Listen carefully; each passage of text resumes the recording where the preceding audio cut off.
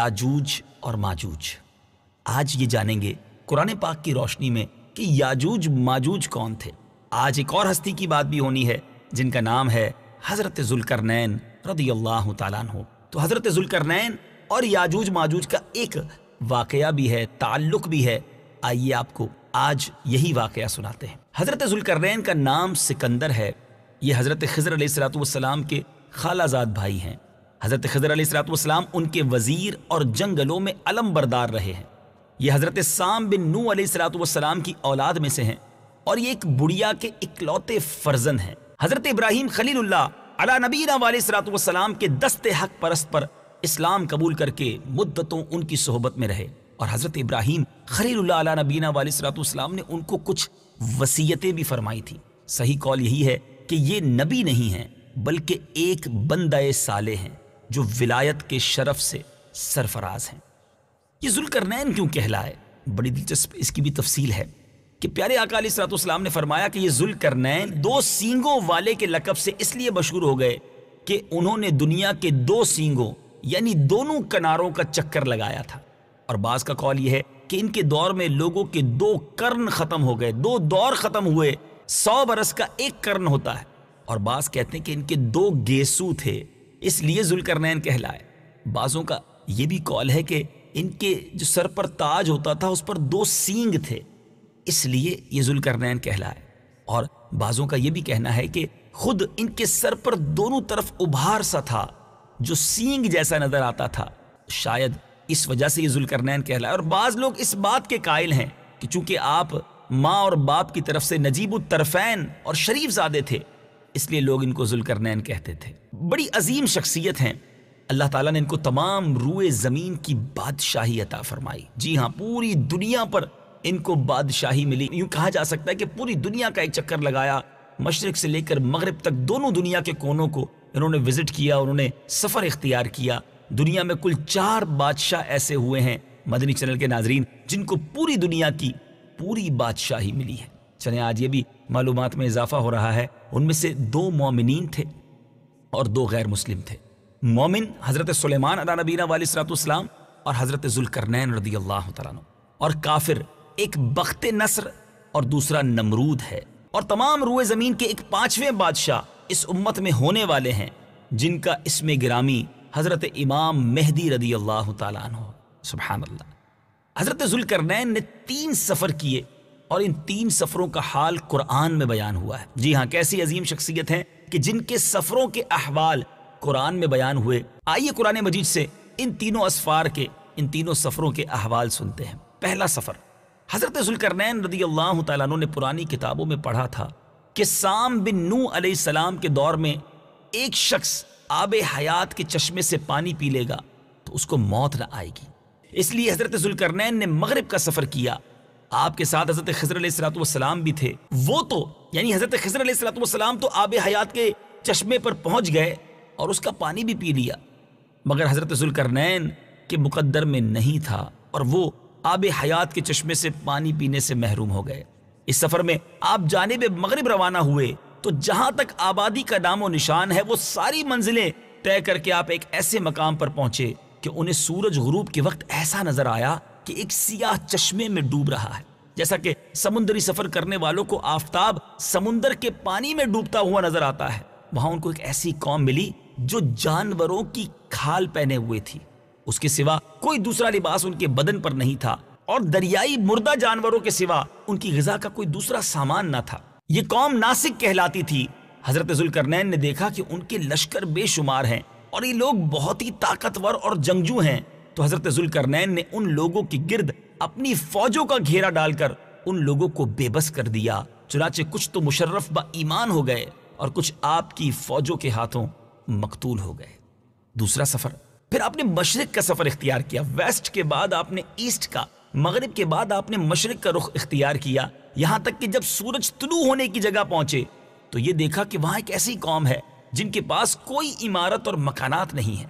ان لوگوں کا یہ حال ہے کہ سورج طلوع ہونے کے وقت یہ لوگ زمین کے غاروں میں چھپ جاتے اور سورج ڈھل جانے کے بعد غاروں سے نکل کر اپنی روزی کی تلاش میں نکل پڑتے۔ یہ لوگ قوم منسک کہلاتے تھے۔ حضرت ذوالقرنین نے ان لوگوں کے مقابلے میں بھی لشکر آرائی کی اور جو لوگ ایمان لائے ان کے ساتھ بہترین سلوک کیا، اور جو اپنے کفر پر اڑے رہے انہیں تباہ و برباد کر دیا۔ اب باری ہے تیسرے سفر کی۔ پھر آپ نے شمال کی طرف سفر کیا، یہاں تک کہ دو پہاڑوں کے درمیان میں پہنچے تو وہاں کی آبادی کی عجیب و غریب زبان تھی۔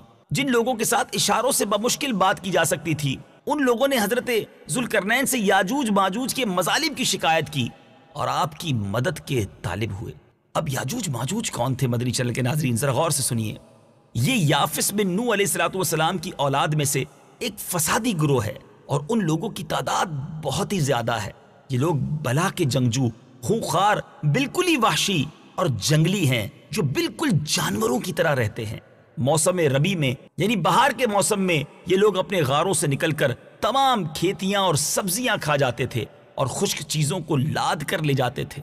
آدمیوں اور جنگلی جانوروں، یہاں تک کہ سانپوں، بچھوؤں، گرگٹ اور چھوٹے بڑے جانور کھا جاتے تھے۔ حضرت ذوالقرنین سے وہاں کے لوگوں نے فریاد کی کہ آپ ہمیں یاجوج ماجوج کے شر اور ان کی ایذا رسانیوں سے، ان کی ان تکلیفوں سے ہمیں نجات دلائیے۔ اور اس کام کے عوض انہوں نے کچھ مال کی بھی پیشکش کی۔ تو حضرت ذوالقرنین رضی اللہ تعالیٰ عنہ نے فرمایا کہ مجھے تمہارے مال کی ضرورت نہیں ہے، اللہ تعالیٰ نے مجھے بہت کچھ دے رکھا ہے۔ اب ایسا کرو کہ تم لوگ جسمانی محنت سے میری مدد کرو۔ چنانچہ آپ نے دونوں پہاڑوں کے درمیان بنیاد کھدوائی۔ جب پانی نکل آیا تو اس پر پگھلائے ہوئے تانبے کے گارے سے پتھر جمائے گئے اور لوہے کے تختے نیچے اوپر چن کر ان کے درمیان میں لکڑی اور کوئلہ بھروا دیا اور اس میں آگ لگوا دی۔ اس طرح یہ دیوار پہاڑ کی بلندی تک اونچی کر دی گئی اور دونوں پہاڑوں کے درمیان کوئی ایسی جگہ نہ چھوڑی گئی۔ پھر پگھلایا ہوا تانبا دیوار میں پلا دیا گیا، جو سب مل کر بہت ہی مضبوط، کانکریٹ جس کو کہتے ہیں نا، بہت ہی مضبوط اور مستحکم دیوار بن گئی۔ اب گویا اس قوم اور یاجوج ماجوج کے درمیان ایک دیوار کھڑی کر دی گئی۔ اے میرے میٹھے اسلامی بھائیو، یہ واقعہ قرآن مجید میں کہاں موجود ہے؟ آئیے قرآن مجید کی ان آیات کی تلاوت سنتے ہیں۔ سورہ کہف میں وہ آیات موجود ہیں جس میں آپ کے پہلے، دوسرے اور تیسرے سفر کی داستان موجود ہے۔ تلاوت قرآن اور ترجمہ قرآن۔ حتى إذا بلغ مغرب الشمس وجدها تغرب في عين حمئة ووجد عندها قوما قلنا يا ذا القرنين إما أن تعذب وإما أن تتخذ فيهم حسنا قال أما من ظلم فسوف نعذبه ثم يرد إلى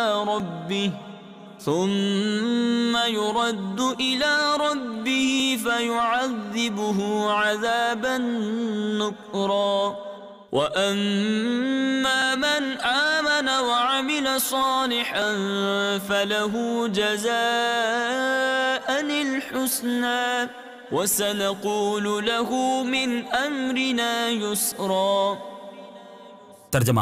تو وہ ایک راستے کے پیچھے چلا یہاں تک کہ جب سورج کے غروب ہونے کی جگہ پہنچا تو اسے ایک سیاہ کیچڑ کے چشمے میں ڈوبتا ہوا پایا، اور اس چشمے کے پاس ہی ایک قوم کو پایا۔ تو ہم نے فرمایا اے ذوالقرنین، یا تو انہیں سزا دے یا ان کے بارے میں بھلائی اختیار کرو۔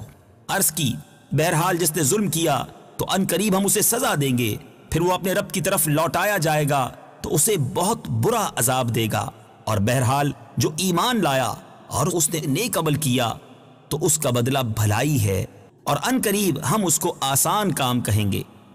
ثم أتبع سببا حتى إذا بلغ مطلع الشمس وجدها تطلع على قوم لم نجعل لهم من دونها سترا كذلك وقد أحطنا بما لديه خبرا۔ ترجمہ۔ پھر وہ ایک راستے کے پیچھے چلا یہاں تک کہ جب سورج طلوع ہونے کی جگہ پہنچا تو اسے ایک ایسی قوم پر طلوع ہوتا ہوا پایا جن کے لیے ہم نے سورج سے کوئی آڑ نہیں رکھی تھی۔ بات اسی طرح ہے، اور جو کچھ اس کے پاس تھا سب کو ہمارا علم محیط ہے۔ ثم أتبع سببا حتى إذا بلغ بين السدين وجد من دونهما قوما لا يكادون يفقهون قولا قالوا يا ذا القرنين إن يأجوج ومأجوج مفسدون في الأرض فهل نجعل لك خرجا على أن تجعل بيننا وبينهم سدا. ترجمہ: پھر وہ ایک اور راستے سے پیچھے چلا یہاں تک کہ جب دو پہاڑوں کے درمیان پہنچا تو اس نے ان پہاڑوں کے آگے ایسی قوم کو پایا جو کوئی بات سمجھتے معلوم نہ ہوتے تھے. انہوں نے کہا: اے ذوالقرنین، بے شک یاجوج اور ماجوج زمین میں فساد بچانے والے لوگ ہیں، تو کیا ہم آپ کے لیے کچھ مال مقرر کر دیں اس بات پر کہ آپ ہمارے اور ان کے درمیان ایک دیوار بنا دیں؟ قال ما مكنني فيه ربي خير فأعينوني بقوة أجعل بينكم وبينهم ردما آتوني زبر الحديد حتى إذا ساوى بين الصدفين قال انفخوا حتى إذا جعله نارا قال آتوني أفرغ عليه قطرا. ترجمہ: ذوالقرنین نے کہا: جس چیز پر مجھے میرے رب نے قابو دیا ہے وہ بہتر ہے، تو تم میری مدد قوت کے ساتھ کرو، میں تمہارے اور ان کے درمیان ایک مضبوط رکاوٹ بنا دوں گا. میرے پاس لوہے کے ٹکڑے لاؤ یہاں تک کہ جب وہ دیوار دونوں پہاڑوں کے کناروں کے درمیان برابر کر دی تو ذوالقرنین نے کہا: آگ دہکاؤ.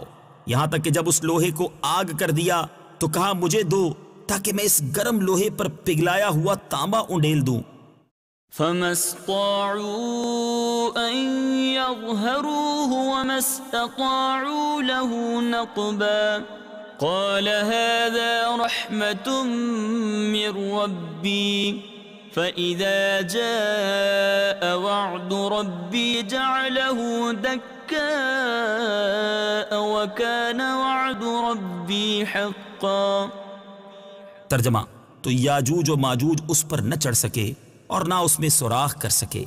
ذوالقرنین نے کہا: یہ میرے رب کی رحمت ہے، پھر جب میرے رب کا وعدہ آئے گا تو اسے پاش پاش کر دے گا، اور میرے رب کا وعدہ سچا ہے. میٹھے میٹھے اسلامی بھائیوں، کیا آپ کو معلوم ہے کہ وہ دیوار آج بھی قائم ہے؟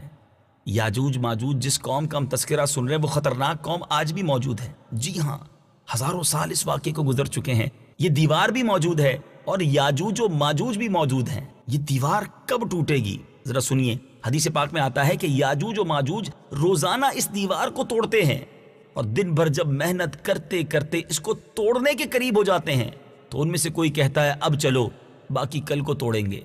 دوسرے دن جب وہ لوگ آتے ہیں تو خدا کے حکم سے وہ دیوار پہلے سے بھی زیادہ مضبوط ہو جاتی ہے. اب اس دیوار کے ٹوٹنے کا جب وقت آئے گا، قیامت سے پہلے جب وہ وقت آئے گا، تو ان میں سے کوئی کہے گا اب چلو انشاءاللہ کل اس دیوار کو توڑ ڈالیں گے. ان لوگوں کے انشاءاللہ کہنے کی برکت سے اور اس کلمے کا یہ ثمرہ ہوگا کہ دوسرے دن دیوار ٹوٹ جائے گی. قیامت قریب ہونے کا یہ وقت ہوگا. دیوار ٹوٹنے کے بعد یاجوج ماجوج باہر نکل پڑیں گے اور زمین میں ہر طرف فتنہ و فساد اور قتل و غارت گری کریں گے. چشموں اور تالابوں کا پانی پی ڈالیں گے اور جانوروں اور درختوں کو کھا ڈالیں گے.